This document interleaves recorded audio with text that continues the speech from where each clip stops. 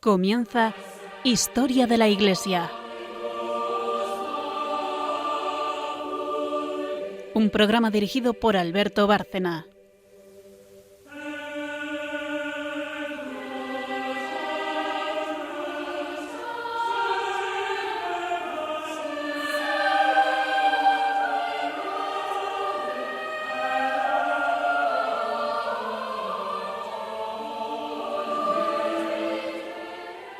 Buenas tardes, María Ornedo. Buenas tardes.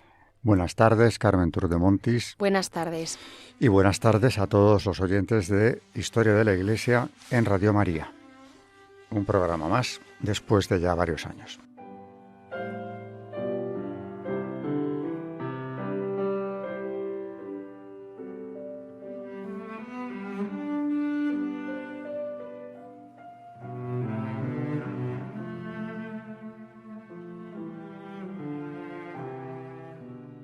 En primer lugar, como siempre, para quien se incorpore al programa que no lo conociera o se le haya olvidado cómo va, cómo está estructurado, recordar el esquema. Y lo primero que hacemos es empezar así. Tenemos 3 secciones. La primera es Historia de la Iglesia, evidentemente, a cargo de Carmen Turdemontis, que lleva esta sección como historiadora del programa que es. Hay una segunda sección que es el santo del día, no confundir con el santo del calendario litúrgico porque no tiene nada que ver, es un santo que elegimos, o en este caso van a ser varios. Y después del santo santos, que como digo lleva Carmen también, la segunda sección. La tercera es ya Magisterio de la Iglesia y lo lleva María Ornedo. María Ornedo, adelanto que nos trae hoy una encíclica tan importante, trascendente y valiosa para el cristiano católico y para todo cristiano, y yo diría que para el que no lo sea también, como es Veritatis Splendor. Sin más, pues empezamos enseguida.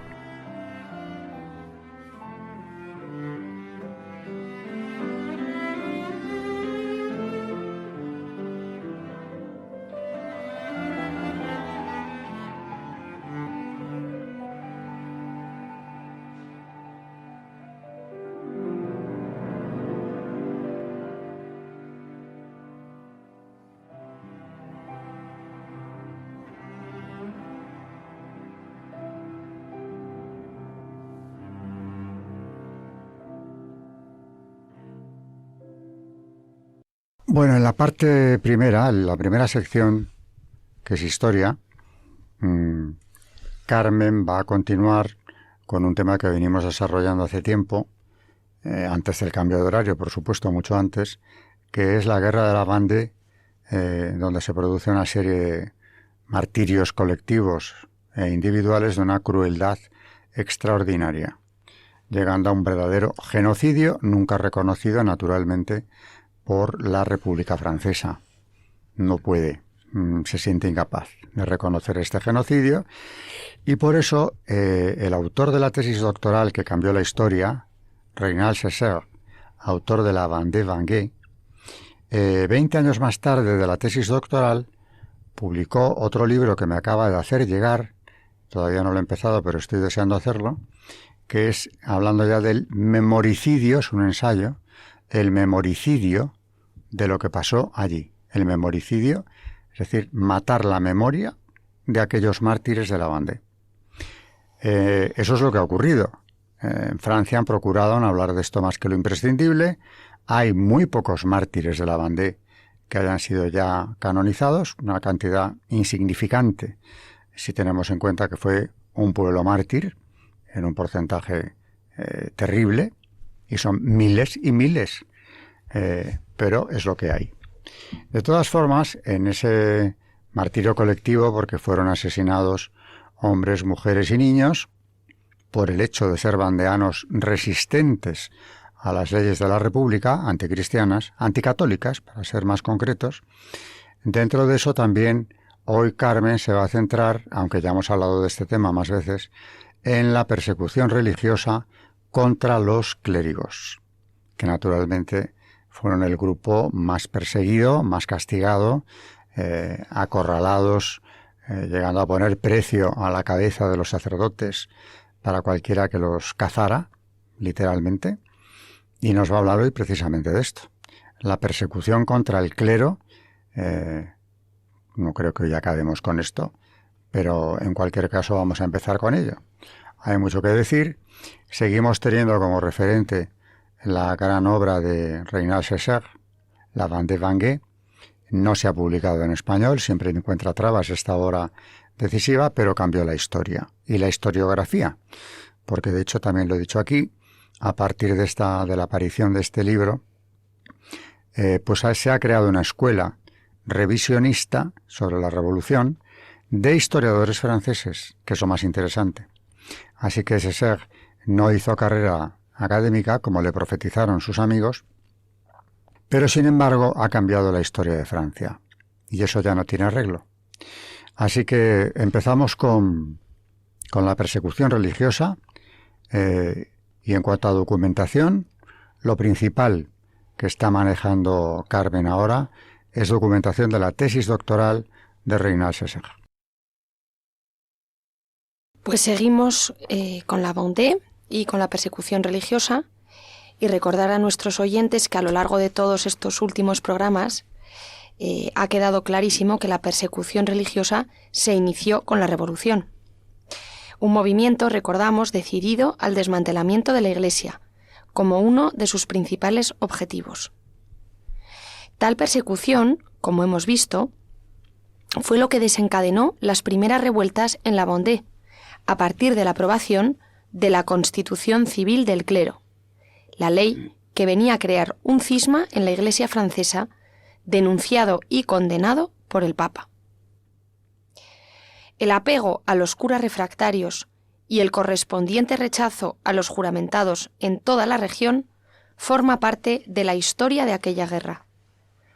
Una guerra que sin esa ley, que venía a completar los decretos promulgados contra la Iglesia, no hubiera estallado, muy probablemente. Pero establecido ya, como presupuesto inapelable, que la persecución religiosa abarcó a toda la nación, Reynald Césaire, en la tercera parte de su libro, profundizaba en las consecuencias concretas que tuvo en la Vendée,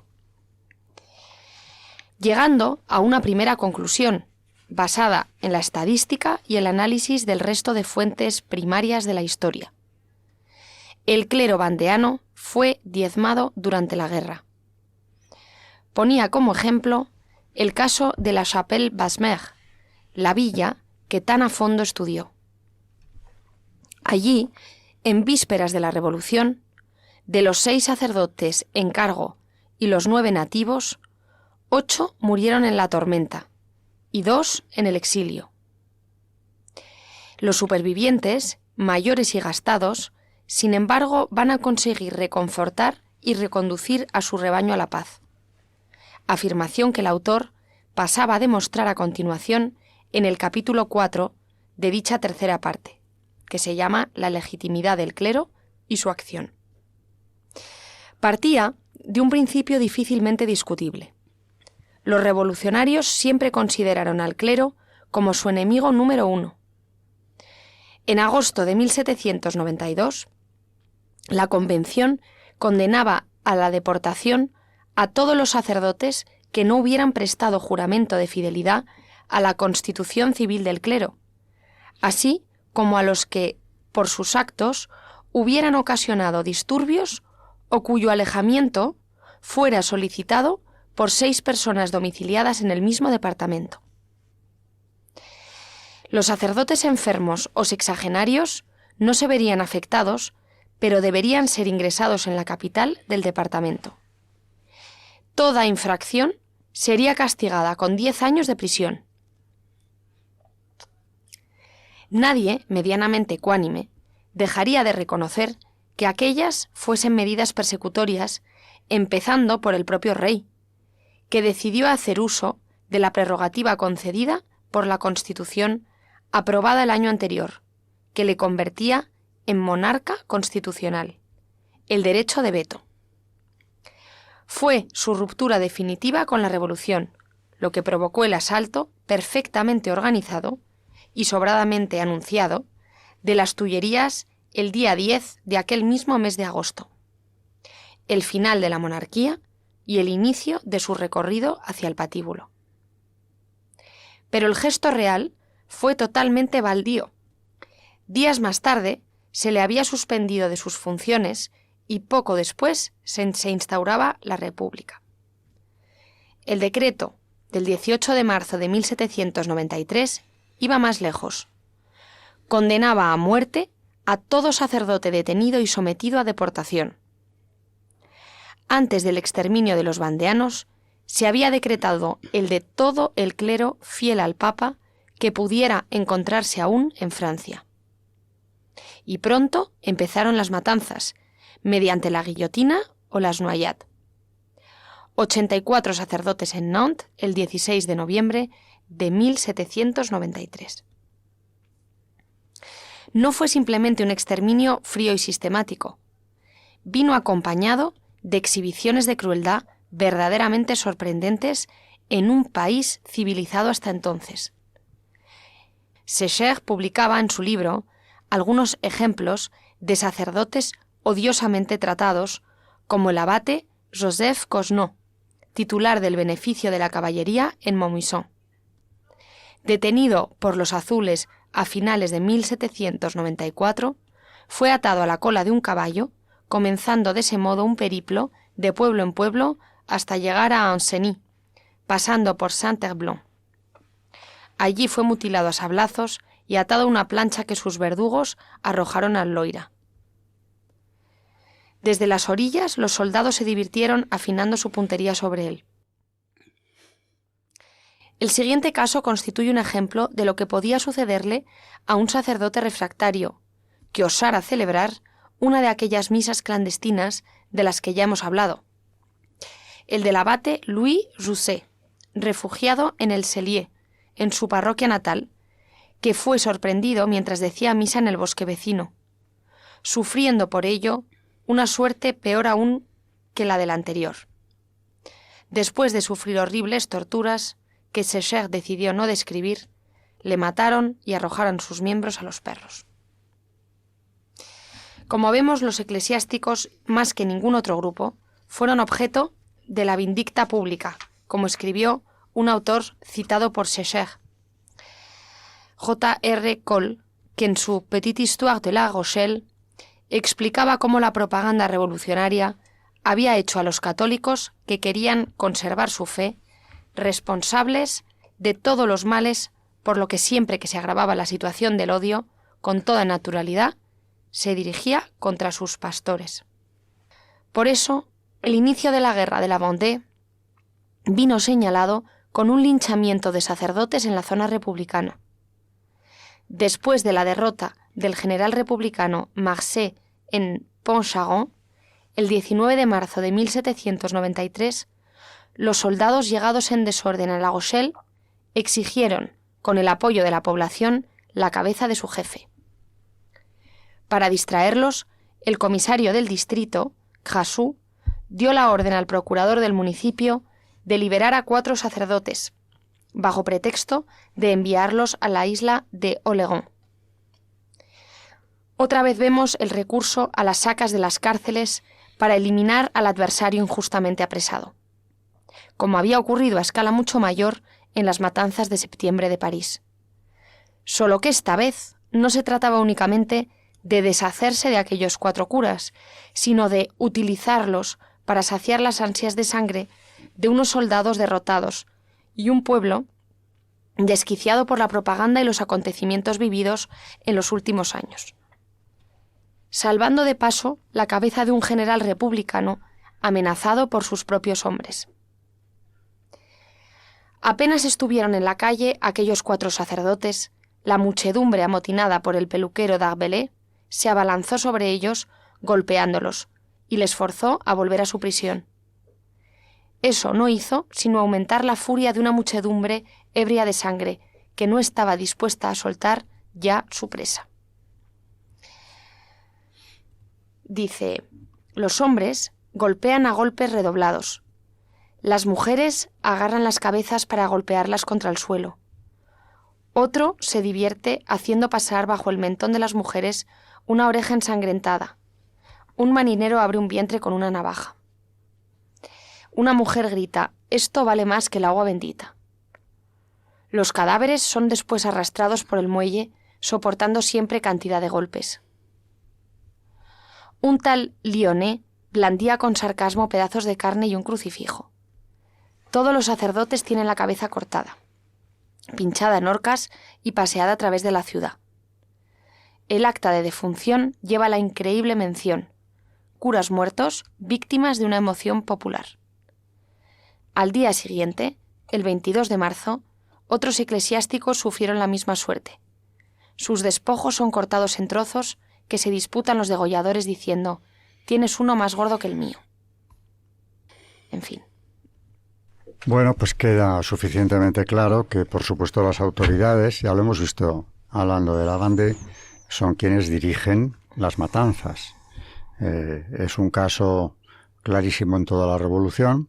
Así pasó en las matanzas de septiembre de París, mencionadas por Carmen aquí y ahora, y volverá a ocurrir en próximas matanzas, concretamente aquí en Madrid, cuando la Guerra Civil, las sacas de las prisiones, donde estaban presos como los de París, de las prisiones de París, ¿no? O estos curas de la Goselle, eran sacados a la calle y asesinados de cualquier forma, entregados a una masa de gente enardecida por la propaganda y totalmente ofuscada, que cometió con ellos auténticas atrocidades. El precedente, como siempre, de una persecución tan dura y cruel contra los católicos en un país católico, lo encontramos en Francia. A partir de aquí ya, cuando se instaure el régimen liberal en toda la Europa occidental, iremos viendo que no fue tan extraño que se repitiera el patrón de Francia. Y efectivamente aquí en España, desde luego en el siglo XX, también lo vemos. Durante los años de la Guerra Civil, concretamente en la zona republicana, el trato recibido por los sacerdotes no fue ni mucho menos mejor que el que recibieron aquellos sacerdotes de la Goselle. Con esto hemos terminado la parte histórica por hoy y pasamos, después de una breve pausa, a hablar de santos relacionados con el tema.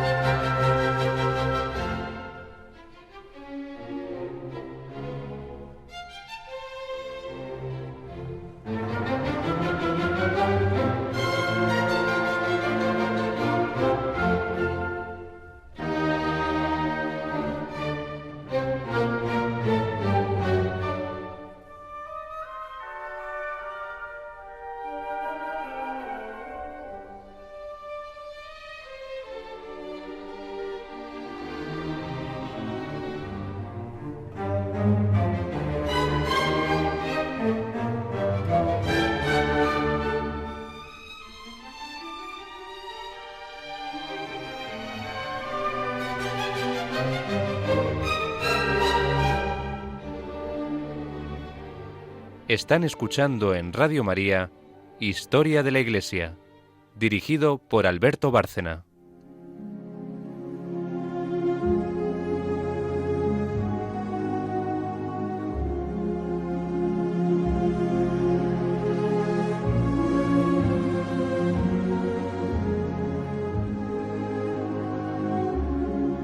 Santos en la historia de la Iglesia.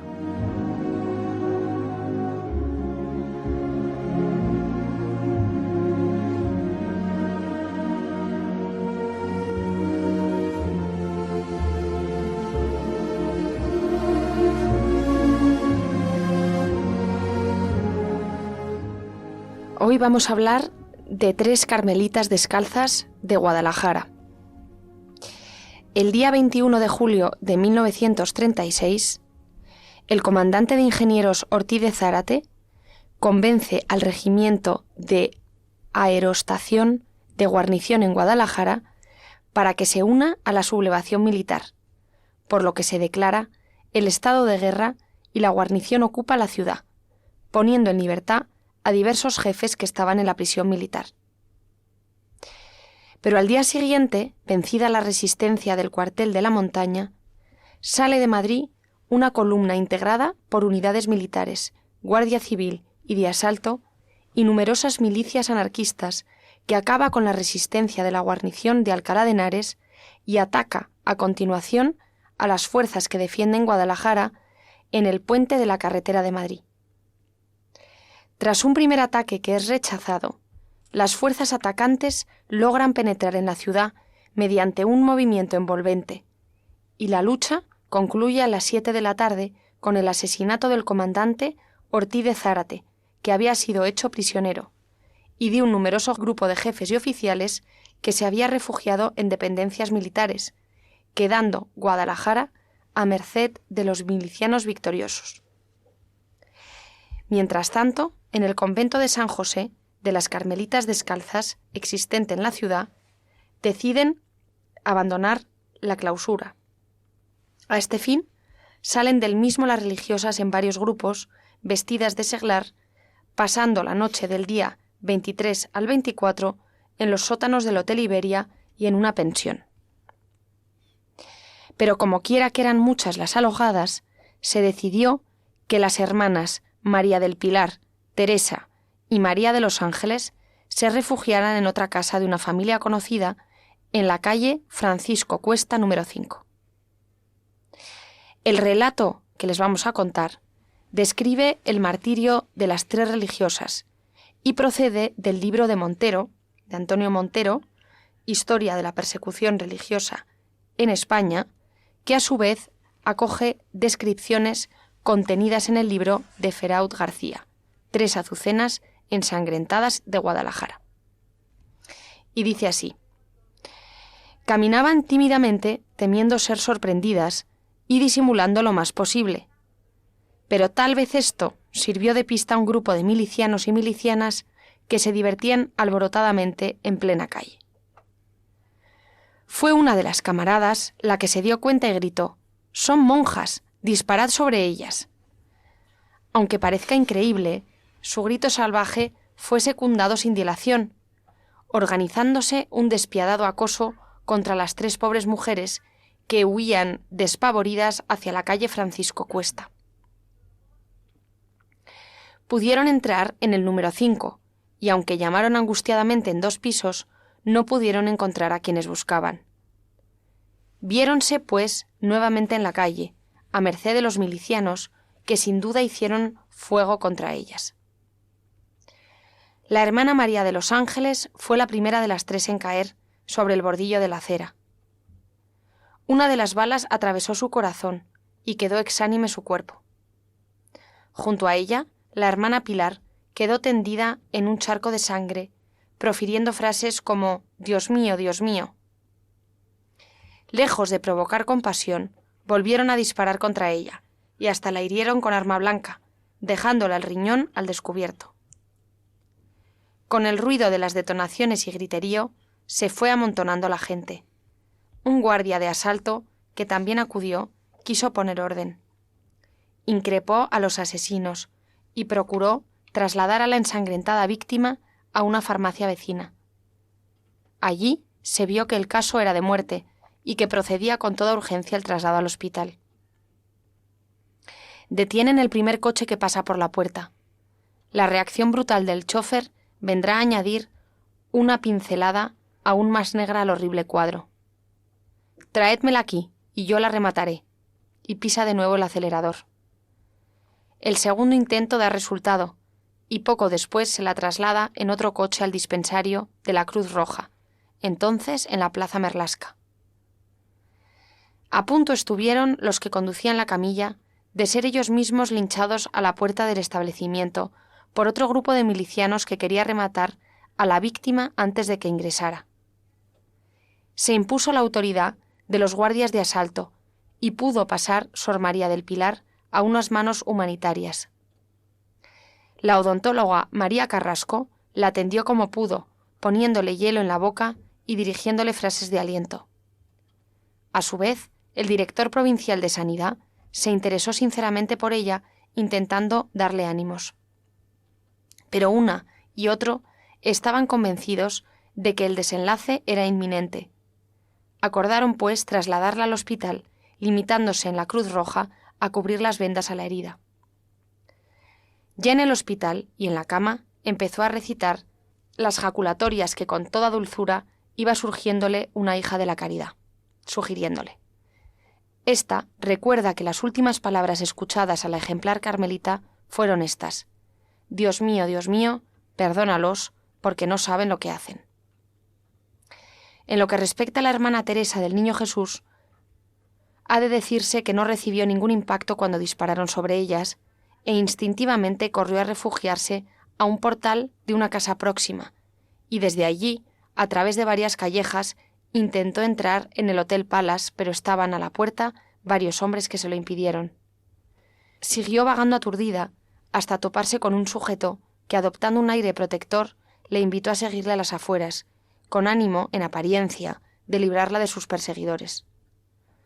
Agarrándola del brazo por el puente de San Antonio, la llevó a las solitarias tapias del cementerio, donde al parecer le hizo proposiciones deshonestas que fueron rechazadas enérgicamente por la religiosa. Mientras tanto, otros milicianos llegaron presurosos y un empleado de la funeraria asegura haber visto a la religiosa cercada por 3 milicianos que le conducían brutalmente, profiriendo expresiones soeces e invitándola a vitorear el comunismo. Afirma que la religiosa contestaba a tales requerimientos: «Viva Cristo Rey». Le mandaron entonces que se adelantara para fusilarla. La hermana Teresa corrió rauda con los brazos en cruz. Una descarga sonó y cayó de bruces, arrojando sangre por la boca. Debió fallecer a los pocos instantes, ya que media hora más tarde, el mismo testigo encontró su cadáver en el interior del cementerio. Los cuerpos sin vida de las 3 carmelitas fueron enterrados en una fosa común en el cementerio de Guadalajara, junto con las otras víctimas de la Guerra Civil. Fue en el año 1941 cuando los cadáveres fueron exhumados, siendo fácilmente reconocidos, pues conservaban aún restos de sus escapularios carmelitanos, correas del hábito y sobre sus pechos el crucifijo que recibieron en el momento de su ingreso en el Carmelo. El proceso de su beatificación se inició muy pronto y culminó el día 29 de mayo de 1987, fecha en que Juan Pablo II inscribió a las Carmelitas Mártires de Guadalajara en el catálogo de los bienaventurados. Y vamos a decir los 3 nombres de estas 3 carmelitas. Una se llamaba Jacoba Martínez García, que ahora es Beata María del Pilar de San Francisco de Borja. La segunda, Eusebia García García, Beata Teresa del Niño Jesús y de San Juan de la Cruz. Y la tercera carmelita, Marciana Valtierra Tordesillas, Beata María Ángeles de San José. Bueno, esto nos da una idea también de por qué mataban a estos religiosos y desde luego en el caso de las carmelitas como en los anteriores, en realidad, ¿no? Pero nadie podría hablar de la peligrosidad social que representaba para la República un Carmelo. Monjas de clausura, estricta clausura, dedicadas nada más que a la oración. Y ya vemos qué pasó con estas 3, que fueron las que lograron alcanzar. Ahora bien, si hablamos de martirios de monjas en la Guerra Civil, pues hay todo un libro dedicado a ellas. No suelo recomendar ninguno, pero este es un libro muy especial porque solo habla de monjas mártires de la Guerra Civil, el hábito y la cruz. religiosas asesinadas en la Guerra Civil Española, de Gregorio Rodríguez Fernández. Y con esto, tras breve pausa, empieza María Ornedo con su sección de Magisterio y, como dije al presentar el programa de hoy, a partir de la encíclica de Juan Pablo II, Veritatis Splendor.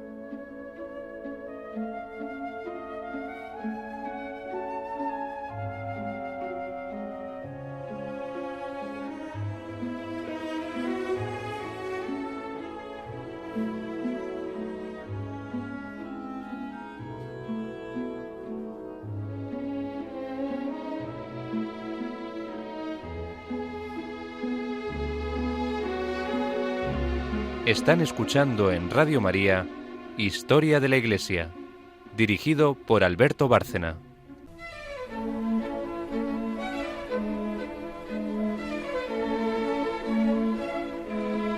El Magisterio de la Iglesia.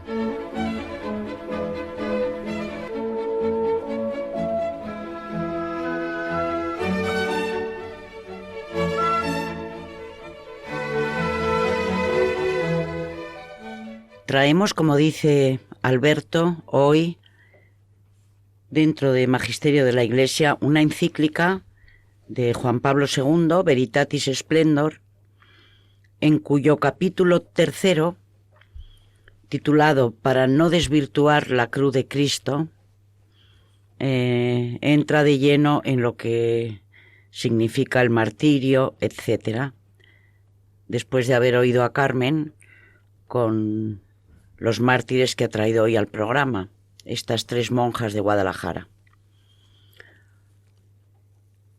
Dice así: el bien moral para la vida de la Iglesia y del mundo. Para ser libres nos libertó Cristo. Gálatas 5:1.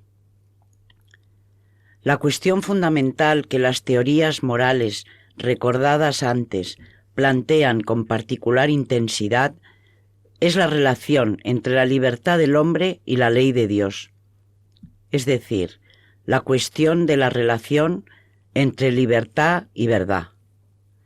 Según la fe cristiana y la doctrina, solamente la libertad que se somete conduce a la persona humana a su verdadero bien. El bien de la persona consiste en estar en la verdad y en realizar la verdad. La confrontación entre la posición de la Iglesia y la situación social y cultural actual muestra inmediatamente la urgencia de que precisamente sobre tal cuestión fundamental se desarrolla una intensa acción pastoral por parte de la Iglesia misma. La cultura contemporánea ha perdido en gran parte este vínculo esencial entre verdad, bien, libertad. Y por tanto, volver a conducir al hombre a redescubrirlo es hoy una de las exigencias propias de la misión de la Iglesia por la salvación del mundo. La pregunta de Pilato, ¿qué es la verdad?, emerge también hoy desde la triste perplejidad de un hombre que a menudo ya no sabe quién es, de dónde viene, ni a dónde va. Y así asistimos no pocas veces al pavoroso precipitarse de la persona humana en situaciones de autodestrucción progresiva. De prestar oído a ciertas voces, parece que no se debiera ya reconocer el carácter absoluto, indestructible, de ningún valor moral. Está ante los ojos de todos el desprecio de la vida humana, ya concebida y aún no nacida. La violación permanente de derechos fundamentales de la persona. La inicua destrucción de bienes necesarios para una vida meramente humana. Y lo que es aún más grave, el hombre ya no está convencido de que solo en la verdad puede encontrar la salvación. La fuerza salvífica de la verdad es contestada y se confía solo a la libertad, desarraigada de toda objetividad. La tarea de decidir autónomamente lo que es bueno y lo que es malo. Este relativismo se traduce en el campo teológico en desconfianza en la sabiduría de Dios, que guía al hombre con la ley moral.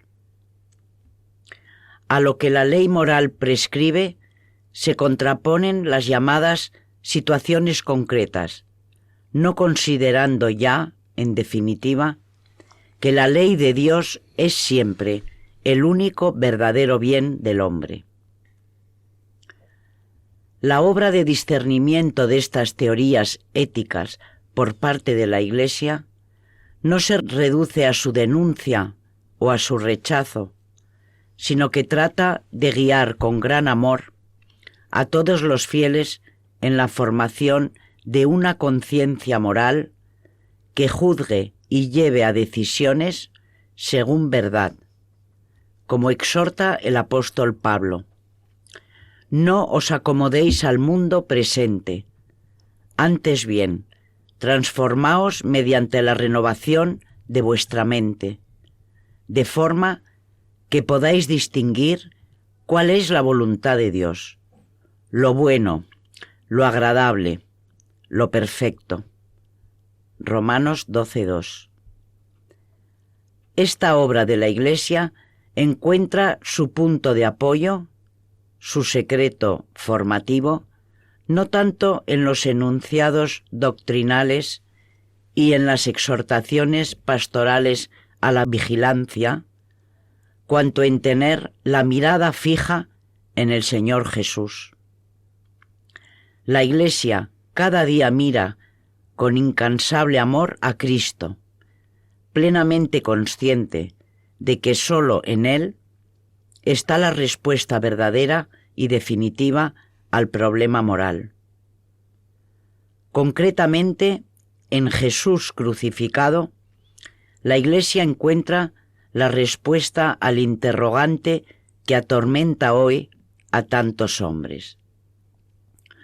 ¿Cómo puede la obediencia a las normas morales universales e inmutables respetar la unicidad e irrepetibilidad de la persona y no atentar a su libertad y dignidad.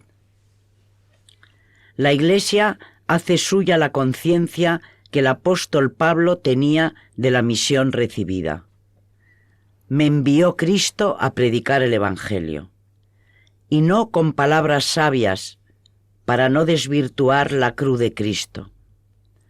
Nosotros predicamos a un Cristo crucificado, escándalo para los judíos, necedad para los gentiles, mas para los llamados, lo mismo judíos que griegos, un Cristo, fuerza de Dios y sabiduría de Dios. 1 Corintios 1:17, 23-24. Cristo crucificado revela el significado auténtico de la libertad. Lo vive plenamente en el don total de sí y llama a los discípulos a tomar parte en su misma libertad. La reflexión racional y la experiencia cotidiana demuestran la debilidad que marca la libertad del hombre. Es libertad real, pero contingente. No tiene su origen absoluto e incondicionado en sí misma, sino en la existencia en la que se encuentra y para la cual representa, al mismo tiempo, un límite y una posibilidad. Es la libertad de una criatura, o sea, una libertad donada, que se ha de acoger como un germen y hacer madurar con responsabilidad.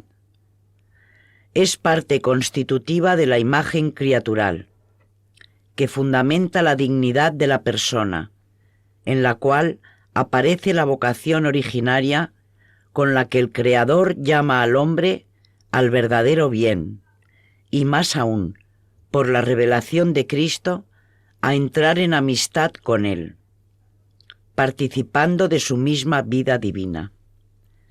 Es a la vez inalienable autoposesión y apertura universal a cada ser existente, cuando sale de sí mismo hacia el conocimiento y el amor a los demás.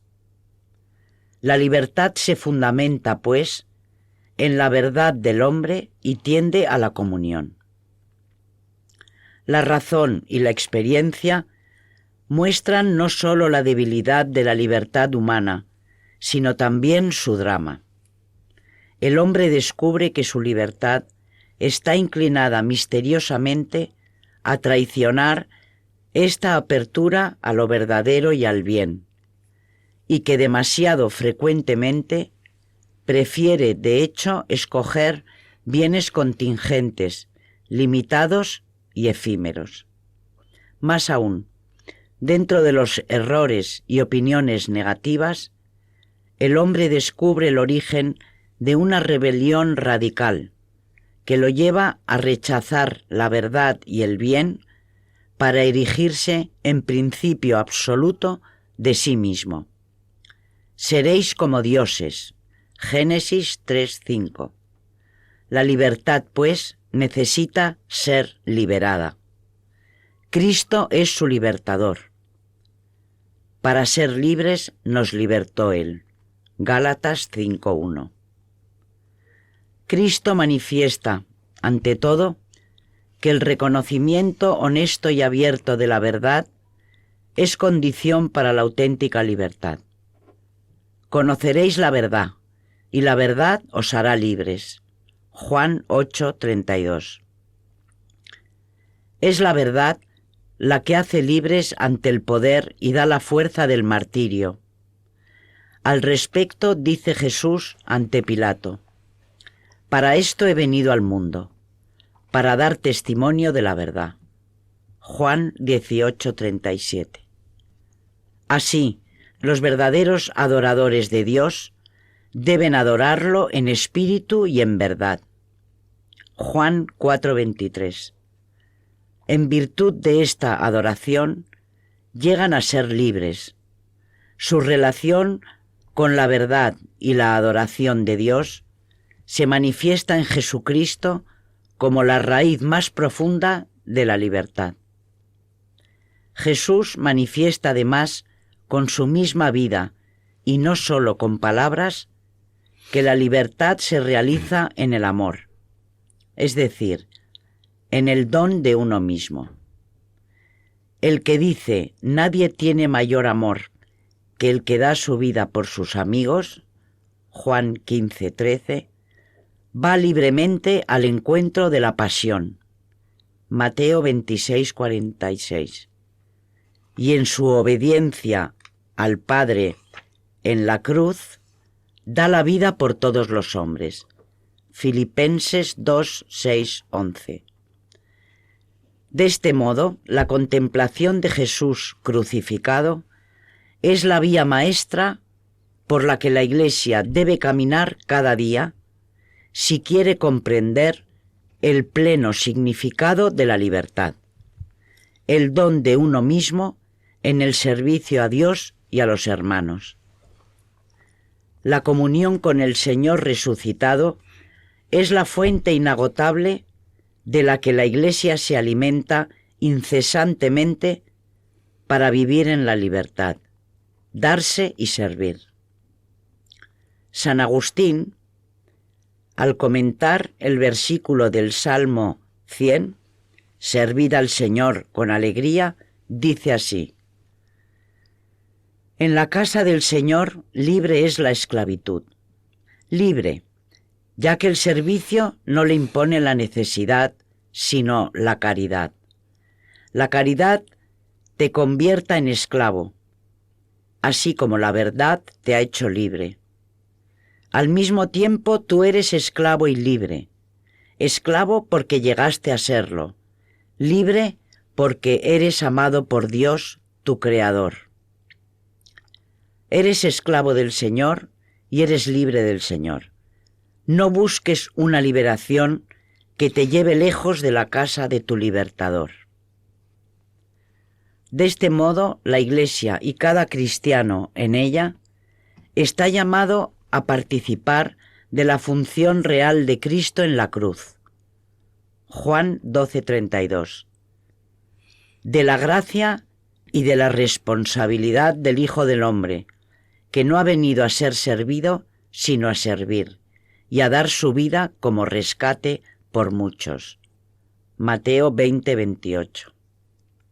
Por lo tanto, Jesús es la síntesis viviente y personal de la perfecta libertad en la obediencia total a la voluntad de Dios. Su carne crucificada es la plena revelación del vínculo indisoluble entre libertad y verdad, así como su resurrección de la muerte es la exaltación suprema de la fecundidad y de la fuerza salvífica de una libertad vivida en la verdad. Caminar en la cruz. La contraposición, más aún, la radical separación entre libertad y verdad, es consecuencia, manifestación y realización de otra más grave y nociva dicotomía, la que se produce entre fe y moral. Esta separación constituye una de las preocupaciones pastorales más agudas de la Iglesia en el presente proceso de secularismo, en el cual muchos hombres piensan y viven como si Dios no existiera. Nos encontramos ante una mentalidad que abarca, a menudo de manera profunda, vasta y capilar, las actitudes y los comportamientos de los mismos cristianos, cuya fe se debilita y pierde la propia originalidad de nuevo criterio de interpretación y actuación para la existencia personal, familiar y social. En realidad, los criterios de juicio y de elección seguidos por los mismos creyentes se presentan frecuentemente en el contexto de una cultura descristianizada ampliamente, como extraños e incluso contrapuestos a los del Evangelio.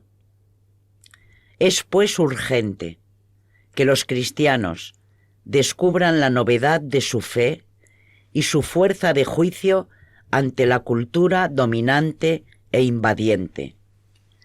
En otro tiempo fuisteis tinieblas, nos recuerda el apóstol Pablo, mas ahora sois la luz en el Señor.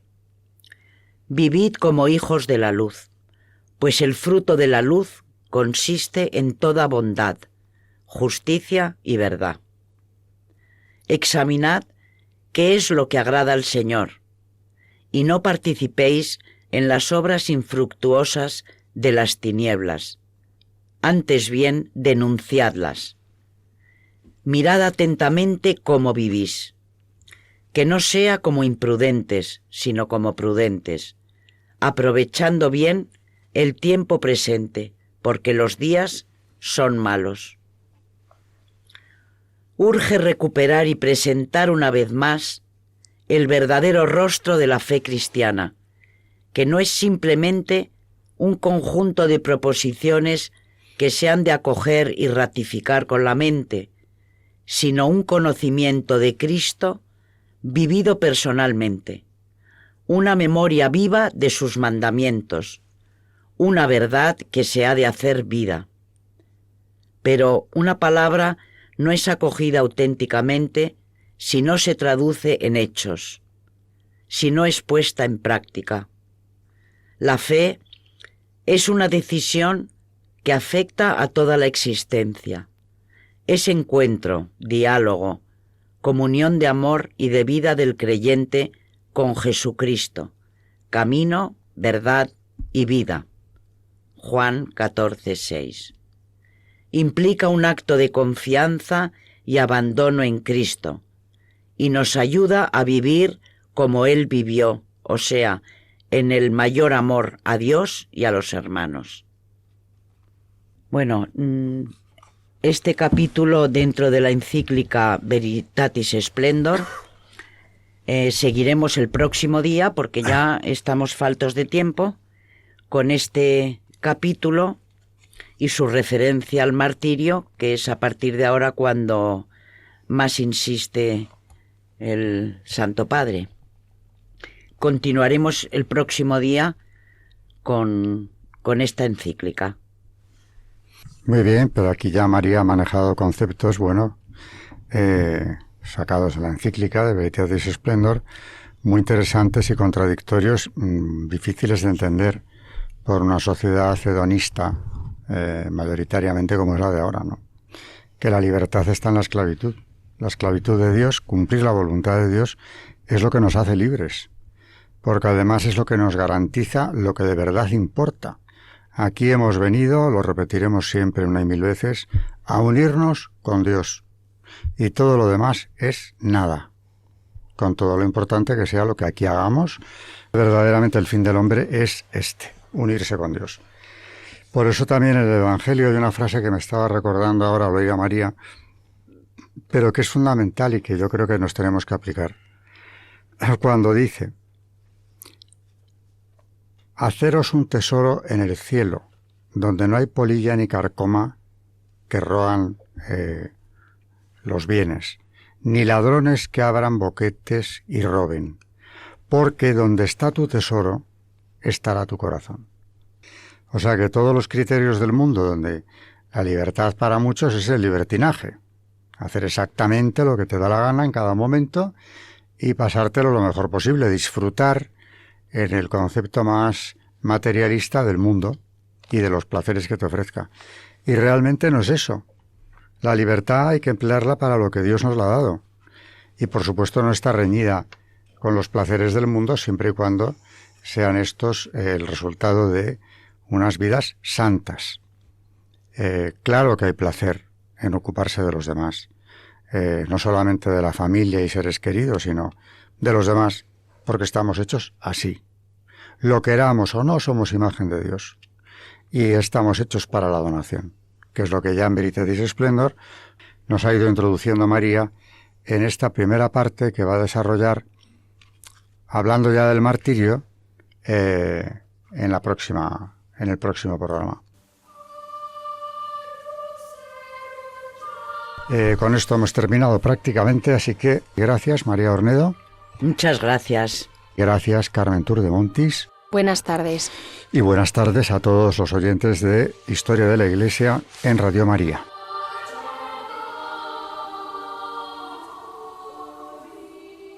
Han escuchado Historia de la Iglesia, un espacio dirigido por Alberto Bárcena.